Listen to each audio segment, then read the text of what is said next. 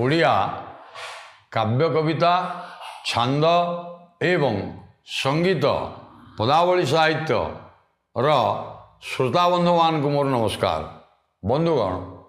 ଆପଣମାନେ ପ୍ରାଚୀନ ସାହିତ୍ୟ ବିଶେଷତଃ କାବ୍ୟ କବିତା ଛାନ୍ଦ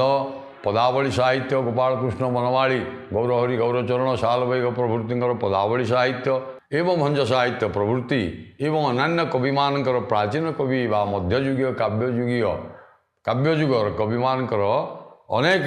କାବ୍ୟ କବିତା ଛାନ୍ଦ ସଙ୍ଗୀତ ସବୁ ଶୁଣୁଛନ୍ତି। ସେହିପରି ଭାବରେ ଆମର ନୟାଗଡ଼ ଜିଲ୍ଲାର ପ୍ରସିଦ୍ଧ ରାଘବବିଳାସ ଏବଂ ପ୍ରବନ୍ଧ ପୂର୍ଣ୍ଣଚନ୍ଦ୍ର ତଥା ହାସ୍ୟବ୍ୟଙ୍ଗ ରଚନା କରିଥିବା ବିନାୟକ ସିଂ ମାନ୍ଧାତାଙ୍କର ରାଜକବି ହିସାବରେ ପ୍ରସିଦ୍ଧି ଲାଭ କରି ଉତ୍କଳ ଘଣ୍ଟକୁ ନିଜେ ଉତ୍କଳ ଘଣ୍ଟ ବୋଲି ଘୋଷଣା କରିଥିବା ନିର୍ଭୀକ କବି ଯଦୁମଣିଙ୍କର